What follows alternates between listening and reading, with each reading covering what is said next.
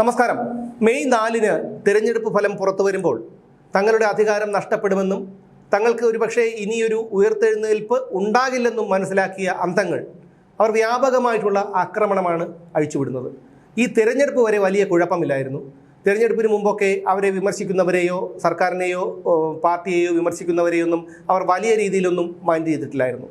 പക്ഷേ അതിനുശേഷം അവർ വലിയ രീതിയിലുള്ള ആക്രമണമാണ് എല്ലാവർക്കെതിരെയും ഇത്തരത്തിൽ അഴിച്ചു വിട്ടുകൊണ്ടിരിക്കുന്നത്. ഇപ്പോൾ പയ്യന്നൂരിൽ കുഞ്ഞികൃഷ്ണൻ്റെ കാര്യം തന്നെ നമുക്കറിയാം. പാർട്ടിയിൽ നിന്ന് പുറത്തു പോയൊരു നേതാവാണ്. അഴിമതിക്കെതിരെ പോരാടി പാർട്ടി പുറത്താക്കിയ ഒരു നേതാവാണ്. അദ്ദേഹമാണ് അവിടെ സ്വതന്ത്രനായി മത്സരിച്ചപ്പോൾ പാർട്ടിക്ക് ഹാലിളകിയത്.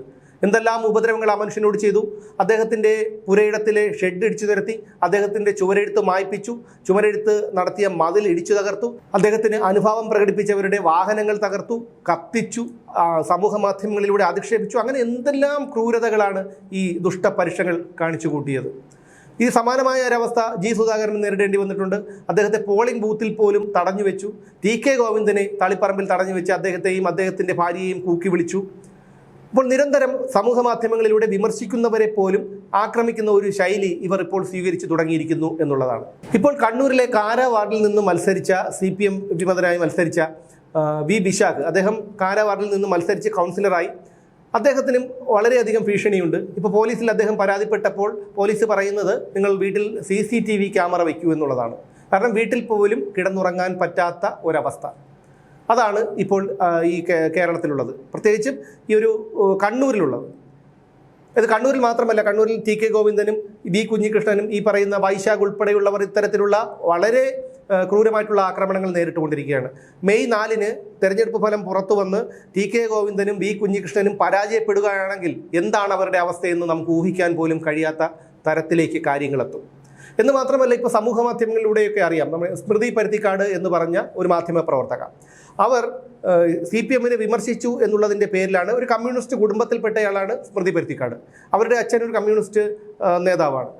അദ്ദേഹത്തിൻ്റെ മകളെ ഇത്തരത്തിൽ വളരെയധികം വ്യക്തി അധിക്ഷേപം, അതായത് CPMകാർക്ക് അന്തം കമ്മികൾക്ക് ആരെയും എന്തും പറയാം.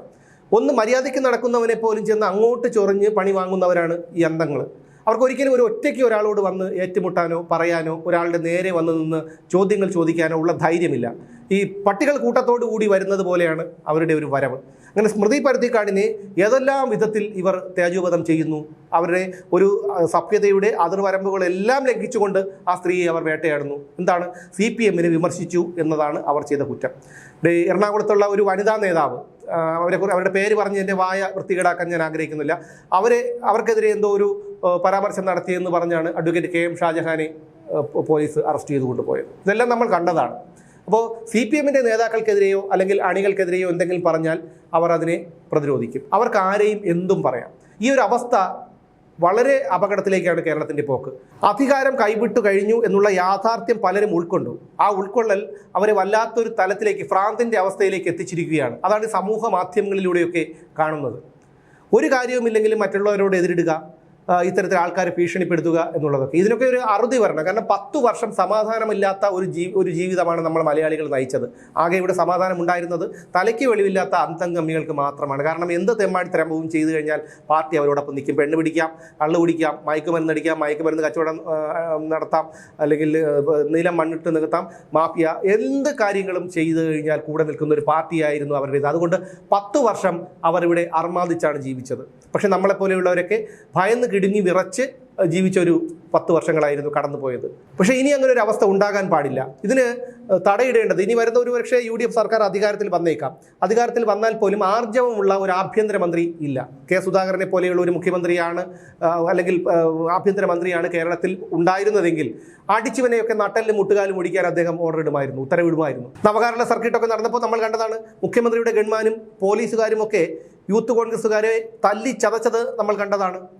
പക്ഷേ ആ ഒരു അവസ്ഥ ഇനി ഉണ്ടാകാൻ പാടില്ല. അതുകൊണ്ട് തന്നെ അതുപോലെ ഇവരെയും കൈകാര്യം ചെയ്യാൻ, ഇത്തരക്കാരെയും ഇവർ എന്തെങ്കിലും അനാവശ്യമായിട്ട് വന്നാൽ അവരെ ആ രീതിയിൽ കൈകാര്യം ചെയ്യാനും അവർക്കെതിരെ കേസെടുക്കാനും ഉള്ള ഒരു ആർജവം, അങ്ങനെ ഒരു ഉത്തരവ് കൊടുക്കാൻ തക്ക വിധം, അങ്ങനെ ഒരു തീരുമാനമെടുക്കാൻ തക്ക വിധമുള്ള ഒരു ആർജവമുള്ള ഒരു മുഖ്യമന്ത്രിയും ആഭ്യന്തരമന്ത്രിയും ഉണ്ടായില്ലെങ്കിൽ കേരളത്തിൻ്റെ സ്ഥിതി ഇനിയും വളരെ പരിതാപകരമാക്കും ഇവർ. ഇതിന് തടയിടേണ്ടത്, അതായത് ഇവരുടെ ഇത്തരം ഭീഷണികൾക്ക് തടയിടേണ്ടത് എന്നെയും നിങ്ങളെയും പോലെയുള്ള സാധാരണക്കാരായ ജനങ്ങളാണ്. അത് നമ്മൾ തിരിച്ചറിയണം. ഇവരെ ഭയന്ന് മിണ്ടാതിരിക്കാൻ പാടില്ല. ഇവരെ ഭയന്ന് മിണ്ടാതിരുന്നാൽ ഇവർ നമ്മളെ ഒരിക്കലും ഇവിടെ ജീവിക്കാൻ കഴിയാത്ത അവസ്ഥയിലേക്ക് എത്തിക്കും എന്നുള്ളതാണ്. ഇതെല്ലാവരും മനസ്സിലാക്കി മുന്നോട്ട് പോയാൽ നമുക്കിവിടെ സമാധാനത്തോടു കൂടി ജീവിക്കാം.